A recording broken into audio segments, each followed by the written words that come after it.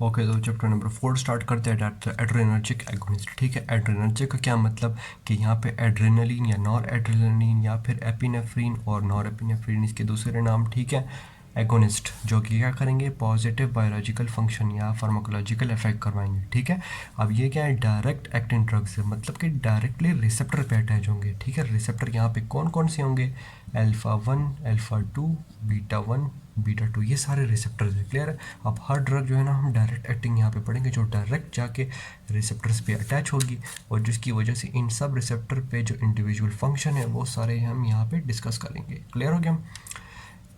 Clear. अच्छा, first drug हम कौन सी डिस्कस करेंगे, वो होगी एपिनेफ्रीन। एपिनेफ्रीन, ठीक है, इट इज़ अ कैटेकोलामाइन। समझ आ गई? नेचुरल कैटेकोलामाइन मतलब कि नेचुरल हमारी बॉडी में ये बन रहे हैं। ठीक है, ये कैटेकोलामाइंस जितने भी मैं डिस्कस करूँगा वो सारी हमारी बॉडी में बन रहे हैं। ठीक, यहाँ पे एपिनेफ्रीन पढ़ेंगे। पहले क्या होता है, डोपामीन होता है, उससे एपिनेफ्रीन बनता है, फिर सॉरी उससे नॉर एपिनेफ्रीन बनता है। नॉर एपिनेफ्रीन जब मिथाइलेटेड होता है फिर वो एपिनेफ्रीन हो जाता है। क्लियर। तो ये सारी क्या कैटेकोलामाइंस है। क्लियर। तो हम यहाँ पे फर्स्ट जो है ना हम एपिनेफ्रीन डिस्कस करेंगे।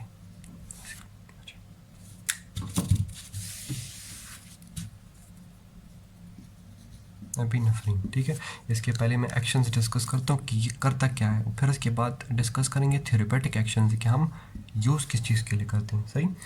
अच्छा, इसके एक्शंस क्या होंगे, फर्स्ट जो है ना इसका इम्पोर्टेंट बीटा 1 पे करते हैं। बीटा 1 पे इसको क्या है, बीटा 1 का रिसेप्टर किधर होता है, हार्ट पे होता है। सही है।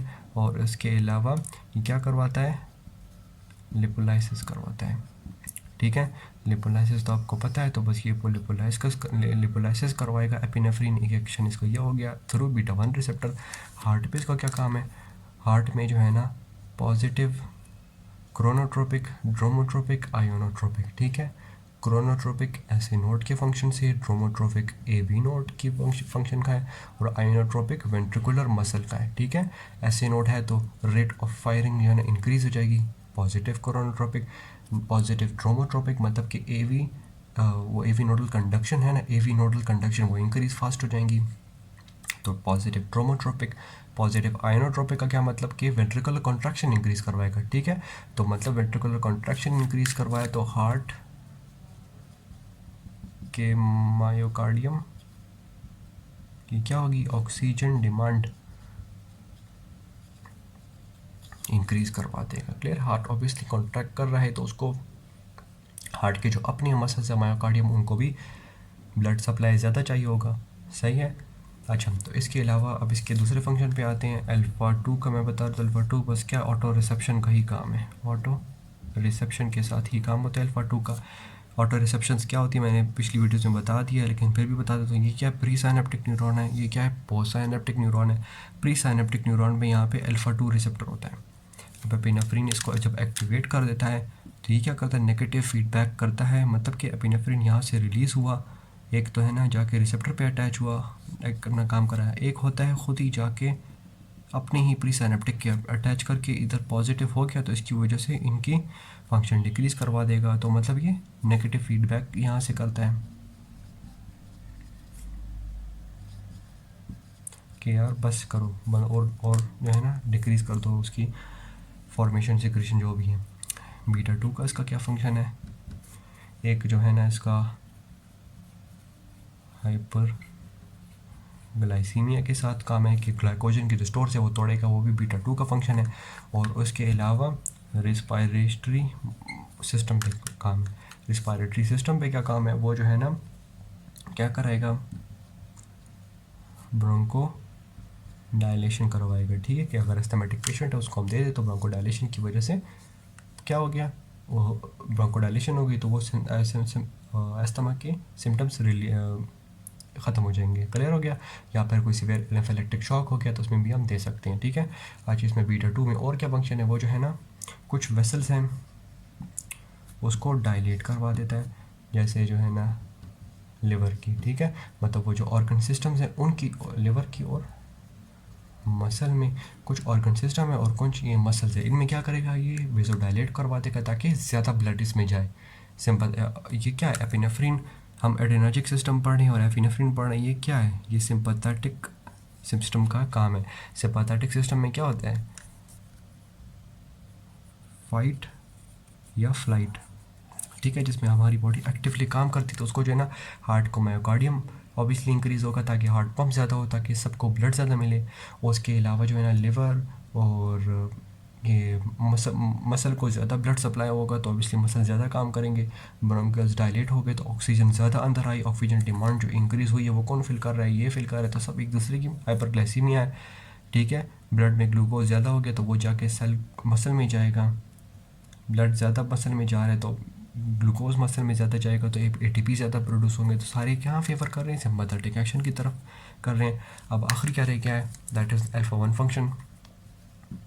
अल्फा 1 क्या करता है, बस अल्फा 1 का मेन बात क्या कर दे, वो जो है ना TPR डिक्रीज़ करता है, total peripheral resistance, sorry increase करता है।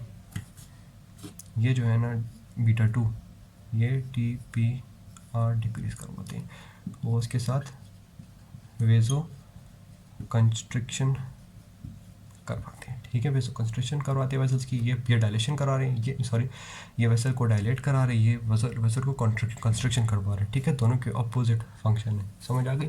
लेकिन ये जो है ना अपने अपने जोन से, मतलब उस तरह ऑर्गन्स जहाँ पे ज़रूरत नहीं है वहाँ पे जो है ना वेसो कंस्ट्रक्शन करवाएगा, ठीक है, और वो जहाँ पे ज़रूरत है वहाँ पे ये वेसो डायलेशन करवा देगा, समझ आ गई। और एक और इसकी बात है, डोज डिपेंडेंट बात है इसकी एपिनेफ्रिन की, on the basis of dose, ठीक है, कि हर एक डोज में डिफरेंट फंक्शन करेगा। एक लो डोज हो गया, एक हाई डोज है, सॉरी इंटरमीडिएट डोज और थर्ड हाई डोज। जब लो डोज होगा लो डोज, ठीक है, तो एपिनेफ्रिन कौन सा काम करेगा, सिर्फ बीटा 1 और बीटा 2 का फंक्शन करेगा।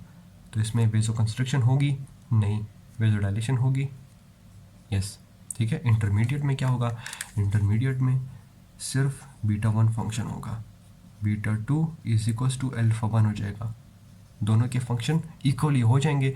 तो लो इंटरमीडिएट डोज ऑफ एपिनेफ्रिन में क्या हो जाएगा, फिजियोलॉजिकल एंटागोनिज्म। एक एग्जांपल आप याद कर ले जिसमें क्या होगी, ये अगर फॉर एग्जांपल ये ब्लड वेसल है, ठीक है, इस तरफ अल्फा 1 का रिसेप्टर है, इस तरफ जो है ना बीटा 2 का रिसेप्टर है, ठीक है। तो फिजियोलॉजिकल एंटागोनिज्म में क्या होता है, दो डिफरेंट रिसेप्टर्स हैं, दो डिफरेंट जगह पे जाके अटैच हुआ है, और जिसकी वजह से जो नेटवर्क है वो क्या है, ज़ीरो है, ठीक है। ये क्या कर रहा है, ये पॉजिटिव कर रहा है वेसो डायलेशन, ये क्या नेगेटिव कर रहा है वेसो कंस्ट्रक्शन, पॉजिटिव नेगेटिव कट हो गया, जीरो इफेक्ट, ठीक है। तो it is called physiological antagonism, ठीक है। फिजियोलॉजी क्या हो गई, एंटागोनाइज हो गई। अब हो गया लास्ट रह गया हाई डोज। हाई डोज में क्या होगा, हाई डोज में जो है ना अल्फा 1 काम करेगा, ठीक है, अल्फा 1 डोमिनेट हो जाएगा, तो हाई डोज में क्या होगा, वेसो कंस्ट्रक्शन हो जाएगी, सही है। अब ये सारे क्या हो गए, ये हैं एक्शंस ऑफ एपिनेफ्रिन की, ये एपिनेफ्रिन सब कुछ ये करता है। अब हम यूज़ किधर करेंगे, वो कहाँ डिस्कस करेंगे, थेरेपेटिक एक्शन में। मैं ये क्लियर करता हूँ, फिर थेरेपेटिक एक्शन यूज़ करते के क्लिनिकली हम यूज़ क्यों कर रहे हैं, एपिनेफ्रिन कहाँ कहाँ पे कर रहे हैं। ओके, तो अब थेरेपेटिक एक्शन, अच्छा नंबर 1 इसका क्या है, ब्रोंको स्पाज्म का पेशेंट हो या उसके अलावा ग्लूकोमा का हो, या फिर उसके अलावा एनाफाइलैक्टिक शॉक का पेशेंट हो, या फिर कार्डियक अरेस्ट, या नंबर 5 जो है ना हम डिस्कस करेंगे दैट विल बी एनेस्थीसिया के बारे में।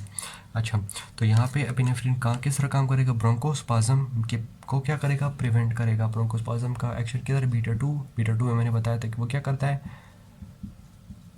ब्रोंको डायलेट करवाएगा। तो इन पेशेंट के अस्थमा के पेशेंट में जो अस्थमा अटैक आ जाएगा तो ख़त्म करा दिए सिम्टम, ठीक है।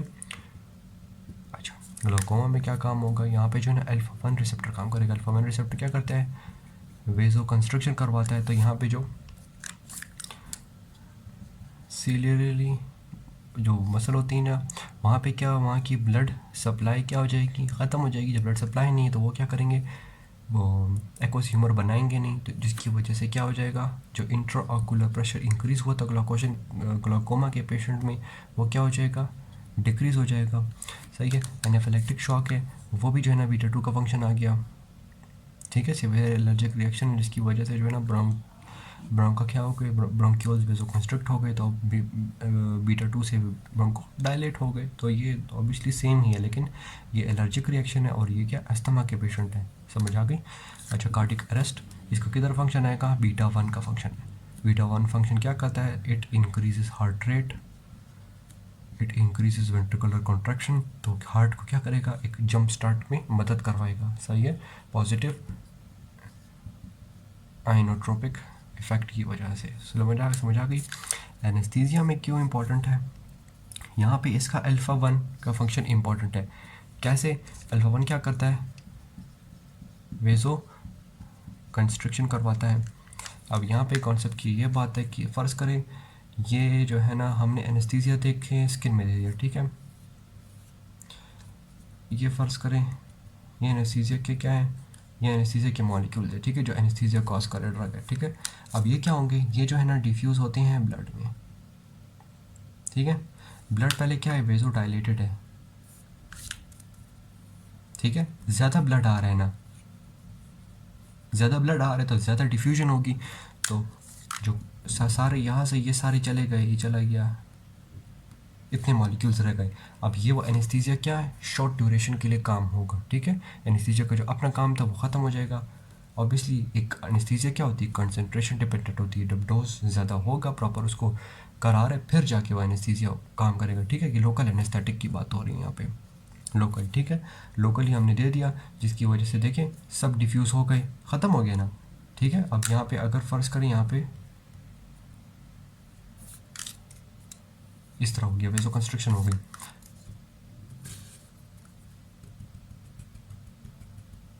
ठीक। यहाँ पे अब देखिए ब्लड सप्लाई क्या है, कम है, तो ब्लड सप्लाई जब कम है, यहाँ से ब्लड जो यहाँ से डिफ्यूज़ होके आ गया है वो स्लोली जाएगा, तो नेक्स्ट भी स्लो जाएगा ना, तो time duration of its diffusion into the blood या its diffusion from its site क्या हो जाएगी, डिक्रीज़ हो जाएगी। तो ज़्यादा देर के लिए जो है ना यहाँ पे पड़ा रहेगा, तो लोकल एनेस्थेटिक का काम क्या हो गया, इंक्रीज़ हो गया। तो अगर हम लोकल एनेस्थेटिक प्लस एपिनेफ्रिन दे दें तो उसकी क्या हो जाएगी, ड्यूरेशन इंक्रीज़ हो जाएगी, तो हमें क्या हो जाएगी, लोकल एनेस्थेटिक का हमें डोज डिक्रीज़ देना पड़ेगा, समझ आ गई। तो या तो हम क्या कर सकते हैं, या ज़्यादा डोज देंगे इसका ताकि ज़्यादा काम करे, या थोड़े डोज के साथ एपिनेफ्रिन दे देंगे ताकि वो यहाँ से जाए नहीं, ठीक है। जब ब्लड में आएगा तो ऑब्वियसली डिस्ट्रीब्यूट हो जाएगा पूरी जगह में, तो लोकल एनेस्थेटिक का फंक्शन जो उसका था वो तो ख़त्म हो गया ना। लोकल का क्या मतलब कि ये लोकलाइज्ड जगह है, यहाँ पे जब होगा तब ये काम करेगा। जब यहाँ से चला गया है, हमें तो फॉर एग्जांपल इस टिश्यू को एनेस्थीसिया करना है, ठीक है, इस टिश्यू को एनेस्थेटाइज करना है, इस टिश्यू को। यहाँ से ही अगर ये डिफ्यूज़ होकर चला गया तो हमारा तो कोई फ़ायदा नहीं हुआ ना, क्लियर। तो वेसो कंस्ट्रक्शन होगी, यहाँ से ब्लड सप्लाई कम होगा, कम जाएगा, तो एनेस्थीसिया में काम हो सकता है। इसकी अब मेटाबॉलिज्म की बात कर लेते हैं। एपिनेफ्रिन की मेटाबॉलिज्म किन किन एंजाइम से होती हैं, दो है, एक है मोनोअमाइन ऑक्सीडेजेस, मोनोअमाइन ऑक्सीडेजेस, या फिर कैटेकोल अमाइन मिथाइल ट्रांसफरेज, ठीक है। ये जो है ना ये क्या पढ़ा था, कहाँ पढ़ा होता है, साइनेप्टिक क्लेफ्ट में पढ़ा होता है, ठीक है। साइनेप्टिक क्लेफ्ट क्या है, ये अगर ये प्री साइनेप्टिक है और ये पोस्ट साइनेप्टिक है, ठीक है। प्री साइनेप्टिक में क्या पढ़ा होगा, मोनोअमाइन ऑक्सीडेज पढ़ा होगा, ये साइनेप्टिक लेफ्ट है। यहाँ पे क्या पढ़ा हुआ है, यहाँ पे पढ़ा हुआ है कैटेकोलामाइन मिथाइल ट्रांसफरेज, ठीक है। यहाँ से क्या करेगा, एपिनेफ्रिन को तोड़ देगा। कौन से प्रोडक्ट्स में, एपिनेफ्रिन जो है ना टूट के बन जाएगा मेटानेफ्रिन या फिर विनाइल मेंडेलिक एसिड, ठीक है, जो कि यूरिन में हमें पाए जाएंगे। और इसके साथ जो है ना हमें कुछ कंसंट्रेशंस ऑफ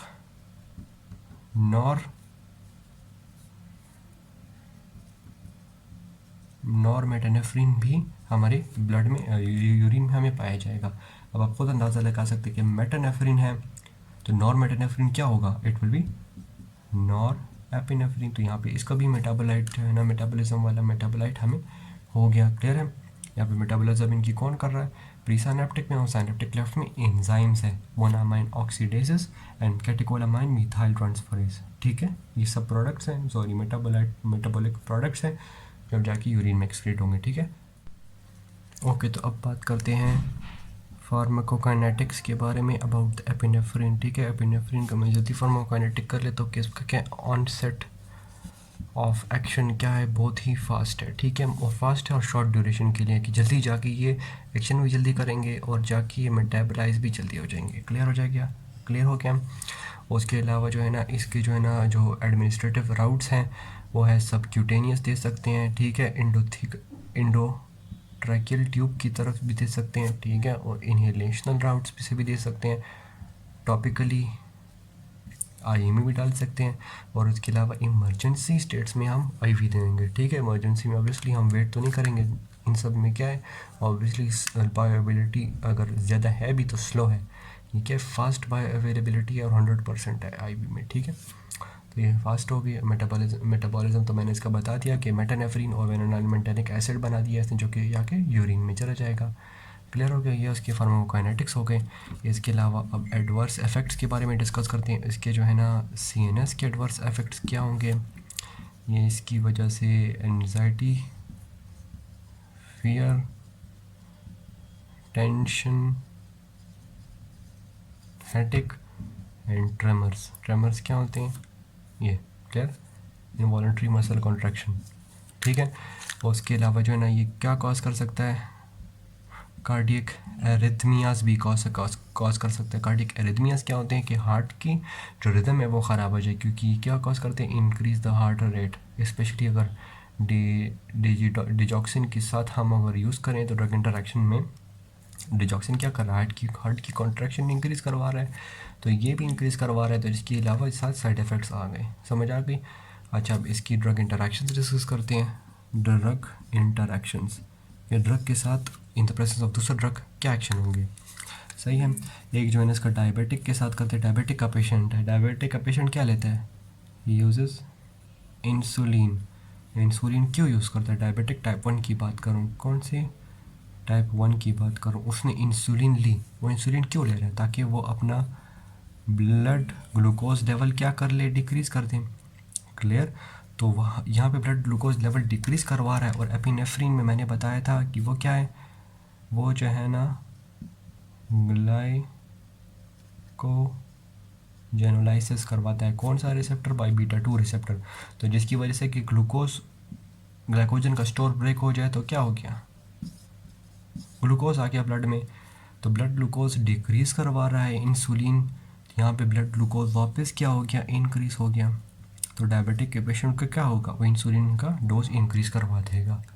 समझ आ गई, ये एक ड्रग इंटरेक्शन हो गया। उसके अलावा एक क्या है, बीटा ब्लॉकर्स के साथ है कि अगर हम एपिनेफ्रिन ले रहे हैं फॉर इट्स हार्ट का एक्शन के लिए, ठीक है, हार्ट रेट इंक्रीज़ करवाने के लिए हम एपिनेफ्रिन ले रहे हैं, ठीक है। और एक तरफ बीटा ब्लॉकर्स आ रहा है, तो बीटा ब्लॉकर तो उसके हार्ट के एक्शन को प्रिवेंट कर रहा है ना, समझ आ गई। तो यहाँ पे इस बीटा ब्लॉकर्स का भी हो गया। इधर कर लेता हूँ ये वाले, कोकेन एक है, उसकी प्रेजेंस में एपिनेफ्रिन का फंक्शन क्या हो जाएगा, इंक्रीज़ हो जाएगा। क्यों, कोकेन क्या रीअपटेक ब्लॉकर्स है, ठीक है। ये क्या प्री साइनेप्टिक, ये क्या पोस्ट साइनेप्टिक। प्री साइनेप्टिक में यहाँ पे चैनल्स होते हैं रीअपटेक चैनल्स, जो कि एपिनेफ्रिन की है, ठीक है, वो ये इस तरह जाके वापस जो है इधर आ गया, ठीक है, वापस चला जाएगा। तो कोकेन क्या करते हैं, इस चैनल को ब्लॉक कर लेते हैं, ये रीअपटेक वाले, तो ये वापस जाएगा नहीं। जितने भी आ रहे हैं वो सारे क्या होंगे, इधर ही पड़े रहेंगे, ठीक है। रीअपटेक ब्लॉकर्स है, तो ऑब्वियसली जब एपिनेफ्रिन यहाँ पे ज़्यादा देर के लिए पड़े तो ज़्यादा रिसेप्शन काम करेगा और इसका फंक्शन क्या हो जाएगा, इंक्रीज फंक्शन, सही है। और इसके अलावा एक पेशेंट है अगर हाइपर थायराइडिज्म, वो उस पेशेंट में क्या होते हैं, एड्रेनर्जिक रिसेप्टर्स क्या हो जाते हैं, इंक्रीज़ हो जाते हैं, ठीक है। जब रिसेप्टर्स इंक्रीज़ हो जाएं तो अब एपिनेफ्रिन क्या हो जाएगा, सेंसिटिव, काम ज़्यादा हो जाएगा, ठीक है। ऑब्वियसली रिसेप्टर ज़्यादा हो जाए तो ड्रग अगर कम भी है और रिसेप्टर्स ज़्यादा है तो ज़्यादा रिसेप्टर्स पे अटैच होगा, ज़्यादा काम करेगा, ठीक है। तो हाइपरथायरॉयडिज्म के पेशेंट में हम क्या करेंगे, डोज रिड्यूस करा देंगे, ठीक है। तो बस यहाँ पे this was all about epinephrine. अब नेक्स्ट ड्रग डायरेक्ट एक्टिंग सारी मैं करा रहा हूँ, ठीक है। अच्छा, नेक्स्ट ड्रग कौन सी डिस्कस करेंगे, एपिनेफ्रिन हो गया, अब नॉरएपिनेफ्रिन, ठीक है। जो बातें सिमिलर है वो बस मैं कह दूंगा कि डायरेक्ट कर दूंगा, ठीक है, क्योंकि ऑब्वियसली अल्फा 1 अल्फा 2 सारी सिमिलर बातें हैं, ठीक है। नॉरएपिनेफ्रिन है, अब उसमें जो सिमिलर बातें होंगी मैं कह दूंगा कि मैंने एपिनेफ्रिन में बात हो गई है वो, सही है। तो बात है नॉरएपिनेफ्रिन के बारे में। ओके, तो नेक्स्ट डायरेक्ट एक्टिंग ड्रग क्या है, नॉरएपिनेफ्रिन, ठीक है। It is norepinephrine, non methylated epinephrine, ठीक है। अच्छा, यहाँ पे कौन कौन से रिसेप्टर्स पे ये काम करेगा, it will work on alpha 1 alpha 2 and beta 1, ठीक है। बीटा 2 की तरफ नहीं होगा, ठीक है। बीटा बीटा सेलेक्शन की तरफ एक बात कर लूँगा कि उसमें एन ग्रुप होता है अमाइन वाला, ठीक है।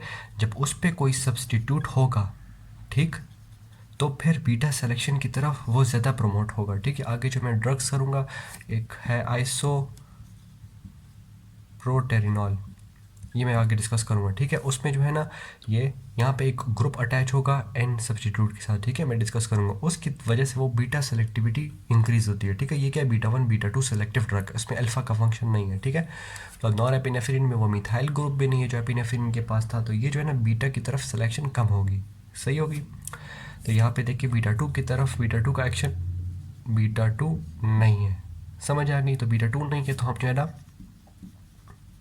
अस्थमा के पेशेंट को हम नहीं देंगे, क्योंकि इसमें बीटा 2 का एगोनिस्ट है, ठीक है। एगोनिस्ट का फंक्शन नहीं है, तो अस्थमा की जो रिलीविंग फैक्टर्स थे वो इसमें नहीं होंगे, ठीक हो गया।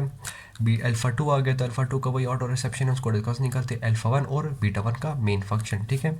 आप देखें, एक तरफ बीटा 2 क्या कर रहा था, वेजो डायलेट कर रहा था, तो दूसरी तरफ अल्फा 1 क्या कर रहा था, वो वेजो कंस्ट्रिक्ट कर रहा था, ठीक है। दोनों एक बैलेंस में थे, तो इसकी वेजो कंस्ट्रिक्टिव प्रॉपर्टी इतनी ज़्यादा नहीं थी। जब ये यहाँ पे बीटा 2 एगोनिस्ट नहीं है, तो इसका एक्शन क्या हो जाएगा, सिवियरली इंक्रीज हो जाएगा, ठीक है। ये बात याद करें, मैं साइड इफेक्ट में बताऊंगा ये वाली बात फिर। अच्छा, तो बीटा 2 नहीं है, तो वेजो कंस्ट्रक्शन क्या होगी, सिवियर वेजो कंस्ट्रक्शन होगी, ठीक है। तो सिवियर वेजो कंस्ट्रक्शन है, तो हम जो है ना अस्थमा के पेशेंट में भी नहीं दे रहे ताकि वो विजुडाइलेशन तो नहीं, खैर काम नहीं है, ब्रोंकोडाइलेशन नहीं हो रही। और उसके अलावा एनेस्थेटिक्स, लोकल एनेस्थेटिक्स में ये नहीं देंगे, क्योंकि ये बहुत ज़्यादा सिवियर वेजो कंस्ट्रक्शन करवाता है, ठीक है। एनेस्थेटिक के साथ देना ही है तो एपिनेफ्रिन दे देंगे, ठीक हो गया, जो मैंने पहले बता दी थी।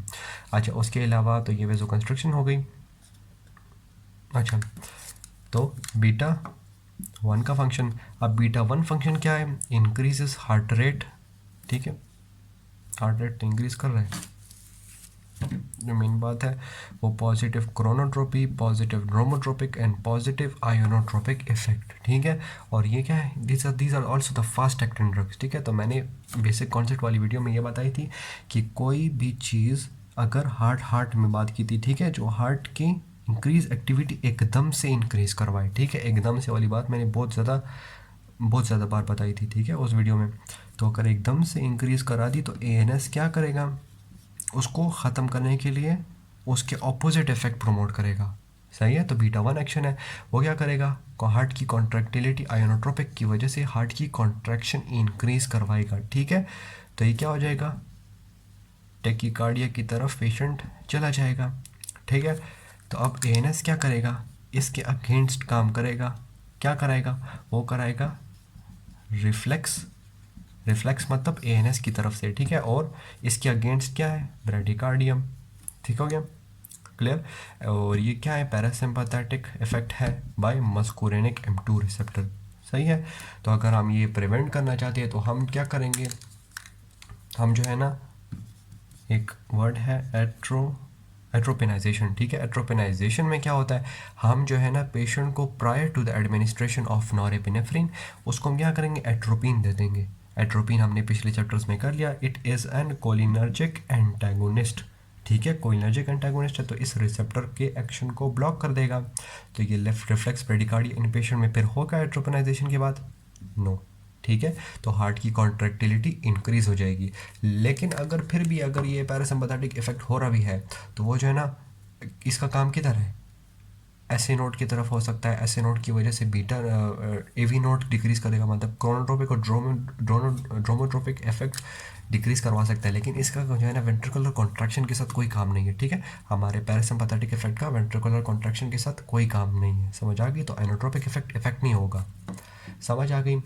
अच्छा, तो ये होगी जो है ना हमने ये सीवियर वेजो कंस्ट्रक्शन भी हो गई और ये सारी बात हो गई, ठीक है। प्री ट्रीटमेंट ऑफ एट्रोपिनर्वेशन भी मैंने बता दी, समझ आ गई। तो ओके सर, तो इसकी थेरेपेटिक यूजेस, इसके जो है ना क्लिनिकली यूजेस इतने ज़्यादा नहीं है, ठीक है। जो मैंने हार्ट बता दिया, इसमें जो है ना आप दे सकते हैं, आप वेजो कंस्ट्रक्शन अगर सीवियर करवानी है तो बिल दे सकते हैं, लेकिन इसका साइड इफेक्ट जो मैं बताऊंगा, साइड इफेक्ट बस इसका साइड इफेक्ट वही नॉर्मली एपिनेफ्रिन की तरह ही है, लेकिन एक जो है ना ये डिफरेंट है, क्योंकि ये बहुत ज़्यादा वेजो कंस्ट्रक्शन करवा रहा है। तो ये क्या होगा, इंजेक्टेड साइट क्या है, जहाँ पे ये इंजेक्ट होगा वहाँ पे क्या हो जाएगा, एक्सट्रीम वेजो कंस्ट्रक्शन करवाएगा, ठीक है। तो वहाँ पे क्या हो जाएगी, वो स्किन क्या हो जाएगी,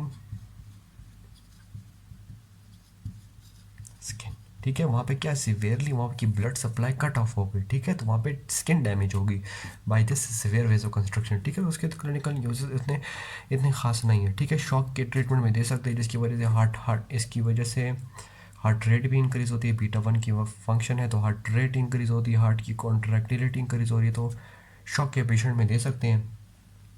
एनेस्थेटिक के पेशेंट में नहीं देंगे, एनेस्थीसिया के पेशेंट में नहीं देंगे, तो इसके क्लिनिकल यूजेस इतने नहीं है, सही हो गया। इसके फार्माकोकाइनेटिक्स क्या है, ये ड्रग क्या है, आईवी देंगे, ठीक है। It is bad for oral, oral में क्योंकि स्टमक में क्या होते हैं, मोनोअमाइन ऑक्सीडेजेस होते हैं, जो कि इस ड्रग को ऑब्वियसली मेटाबॉलिज्म इसकी क्या होती है, वही नॉरेपिनेफ्रिन, जिस तरह एपिनेफ्रिन में थी कि मोनोअमाइन ऑक्सीडेजेस और कैटेकोलामाइन मिथाइल ट्रांसफरेज, वो भी जो है ना इनकी जो है ना मेटाबॉलिज्म करके क्या बना देंगे, नॉरमेटानेफ्रिन बना देंगे, जो कि यूरिन में एक्सक्रीट हो गया, ठीक है। तो उसको जो है ना हम इसलिए ओरल नहीं देंगे, और सबक्यूटेनियस नहीं दे सकते, सबक्यूटेनियस के नहीं देंगे क्योंकि पुअर एब्जॉर्प्शन है, ठीक है। और आईवी में मैंने साइड इफेक्ट बता दिया, और आईवी में मैंने ये साइड इफेक्ट बता दिया, सही हो गया। अच्छा, तो बस यहाँ पे जो है ना ये नॉरेपिनेफ्रिन हो गया, फिर जो है ना नेक्स्ट ड्रग में हम आते हैं।